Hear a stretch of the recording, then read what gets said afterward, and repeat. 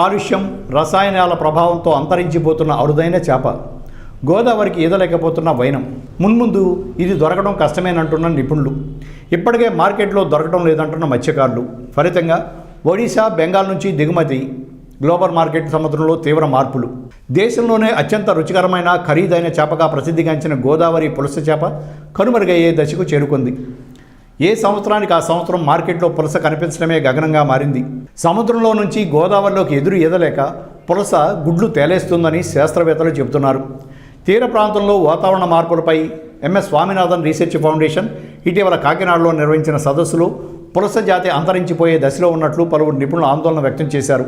ఇక CIFRI అధ్యయనంలో అయితే సముద్రం నుంచి గంగా, గోదావరి, నర్మదా, యమున తదితర నదుల్లోకి వెళ్లే హిల్సా అంటే గోదావరిలో పులస అంటారు. చేపల ఉత్పత్తి తగ్గిపోతున్నట్లుగా తేలింది. ఉప్పు నీటి నుంచి మంచినీటిలోకి ప్రతి సంవత్సరం వర్షాకాలంలో జూలై నుంచి సెప్టెంబర్ మధ్య పులస చేపలు దొరుకుతాయి. పునరుత్పత్తి అంటే గుడ్లు పెట్టేటప్పుడు సమయంలో ఉప్పు నీటి నుంచి గోదావరిలోకి ఈదుకుంటూ వచ్చే ఈ చేపల్లో ఒమేగా ఆయిల్స్, కొవ్వులు అధికంగా ఉంటాయి. దీనివల్ల ఈ చేపలతో చేసే పులుసు బాగా రుచికరంగా ఉంటుందంటారు. నర్సాపురం, ధవళేశ్వరం, ఎదుర్లంక, రావులపాలెం, సిద్ధాంతం, రాజమండ్రి ప్రాంతాల్లో మత్స్యకారులు నాటు పడవల్లో ప్రత్యేక వలలు వేసి వీటిని పడతారు. కేజీ చేపను డిమాండ్ బట్టి 1500 నుంచి 3 నుంచి 5000 రూపాయల వరకు విక్రయిస్తారు.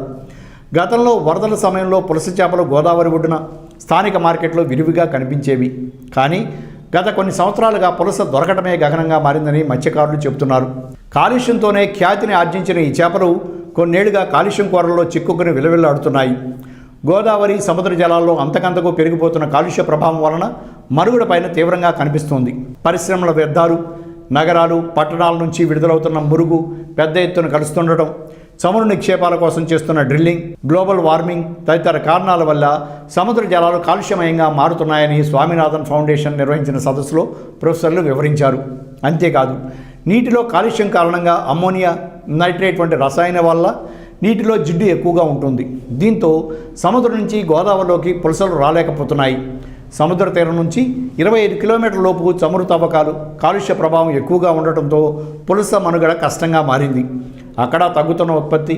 నదుల్లోకి రాకముందు సముద్రంలో దొరికే పులస చేపలను హిల్సాగా పిలుస్తారు. దీని శాస్త్రీయ నామం ఇలీషా. ఒడిశా, పశ్చిమ బెంగాల్, బంగ్లాదేశ్ సముద్ర జలాల్లో ఇవి ఎక్కువగా దొరుకుతాయి. కోల్కతా మార్కెట్లో హిల్సాకు విపరీతమైన డిమాండ్ ఉంది. కానీ కాలుష్యం వల్ల ఆ ప్రాంతాల్లోనూ వీటి ఉత్పత్తి బాగా తగ్గిపోయిందని చెబుతున్నారు. గోదావరిలో పులస దొరక్కపోవడంతో ఒడిశా, బెంగాల్ నుంచి హిల్సా చేపలను స్థానిక మార్కెట్లకు దిగుమతి చేసుకుని పులసలుగా విక్రయిస్తున్నారు. పులస చేపలకు అనువైన పరిస్థితులు లేవు. విపరీతమైన కాలుష్యంతో పాటు అనేక ఇతర కారణాల వల్ల పులస చేపలు గోదావరికి ఎదురు రాలేకపోతున్నాయి. అందుకే గతంలో బాగా కనిపించే ఈ చేపలు ఇప్పుడు కనుమరుగవుతున్నాయి. గ్లోబల్ వార్మింగ్, కాలుష్యం కారణంగా సముద్రంలో తీవ్ర మార్పులు చోటు చేసుకుంటున్నాయి. మత్స్య సంపద పైన దీని ప్రభావం చాలా తీవ్రంగా ఉంది. Thanks for watching eagle media works. Please like and subscribe Eagle Andhra.